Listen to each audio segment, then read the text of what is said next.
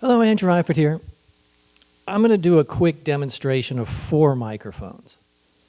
And if you have a marginal voice like mine, I don't see any need to buy a really hard, high-dollar microphone. I think you're going to be able to get some really good sound if you have the right equipment.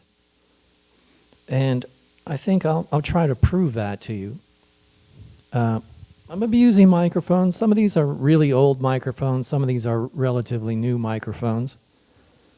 But the main reason why I'm doing this video is because I've noticed when they're doing microphone reviews, chances are they're just using flat EQs, which is what I'm using right now. This is a flat EQ on this microphone.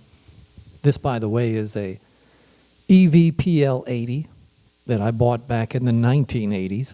Still works great. Every microphone has a sound to it, just like every guitar has a sound to it. And I'm going to prove, if you have a crappy voice, you don't need the most high-end microphone. And you're going to see what a little bit of equipment can do to the sound of a microphone. Now, all these are different microphones. They have different uses. And, but you're going to see they're going to be sounding pretty similar when I put some effects on them. Anyway, so this is the flat response. Here it is with a little bit extra EQ and a little reverb. Let me add a little bit of EQ on the board, give it a little bit more bass, which I think for a male voice like mine adds a little bit of something. Darling, you send me, I know that you send me, honest you do, honest you do, honest you do. Now, let's just take all the effects off it. Darling, you send me, I know that you send me, honest you do, honest you do. So, that's this microphone.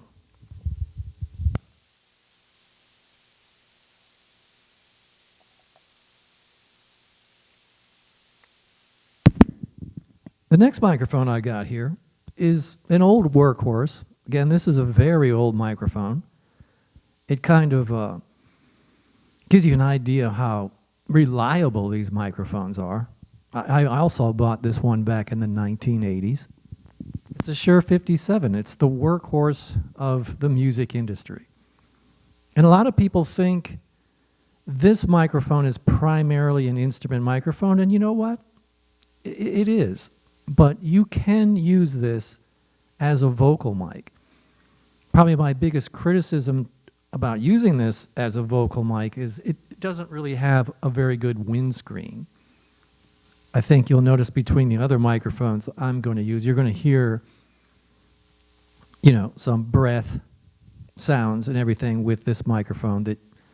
But you can cure that by just buying one of those little styrofoam, foam wind screens that you can buy at any music store and just pop it over the microphone.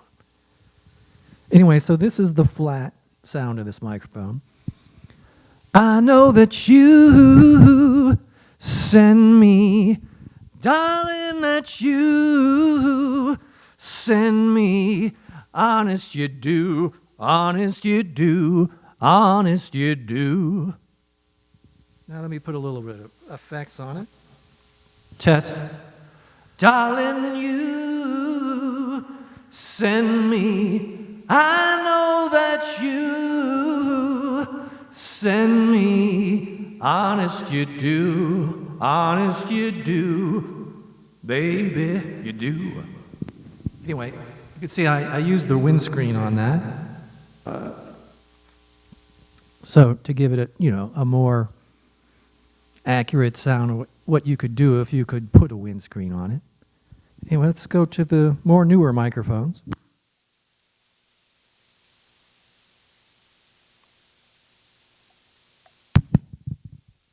Now this is a Sennheiser 845. This is a little bit more expensive microphone. I want to say it was over $100. You know, I don't remember the exact price. But this is one of, you know, Sennheiser's nicer microphones. Definitely not your run-of-the-mill bottom-line microphone. This is the flat response. Let me give it a little bit more something.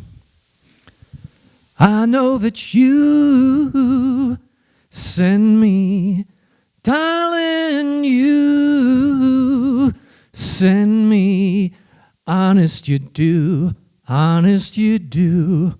Now this is with a little bit of effect on it, which is the way any professional musician would use it.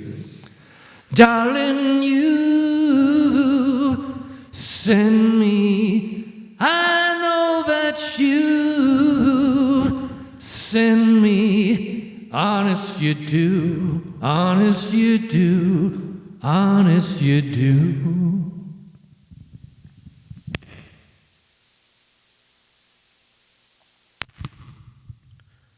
Now this last microphone is another microphone you can't buy brand new anymore.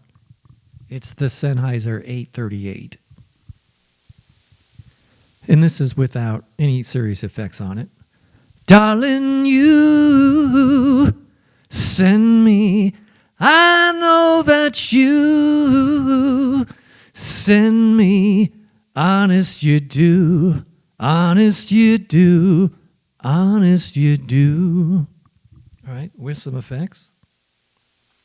Test.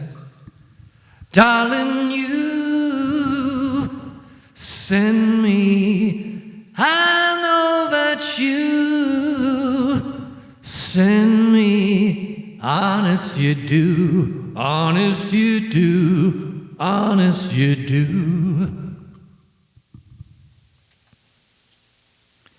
Anyway, you know, so those are 4 microphones, and I think you'll find that with the effects on them, they all sound reasonably similar, you know, so it makes me wonder. Now, the effects I'm using is the TC Helicon Harmony Singer. It has a tone button and a pretty nice reverb. But that's what I'm using. I also have a YouTube video about that device, too, if you're into that. But, you know, I have, like, board effects on here that sound reasonably well too. This is from the board. This is from my Alesis 8-track board. Full effects. Test. Darling, you send me, I know that you send me, honest you do, honest you do, honest you do. You know, it really just comes down to, in my mind, you're not going to get a good sound from a microphone if you're not using some sort of effects. And, you know, all these reviews I've seen where they're just going dry with, you know, flat EQs and everything, that's not giving you a realistic, you know, review of how you would ever use that microphone.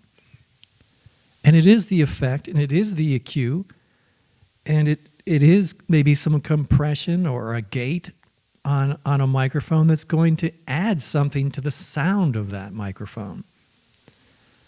Just like a guitar, you know, if you're hooking it up to effects or whatever, it's going to add more to the sound of that guitar. Microphones are really no different in that respect. So this is just something to think about. If you like my videos, please subscribe to my YouTube page and please like the video. Anyway, Andrew Eifert signing off. Thank you very much for listening. Bye-bye.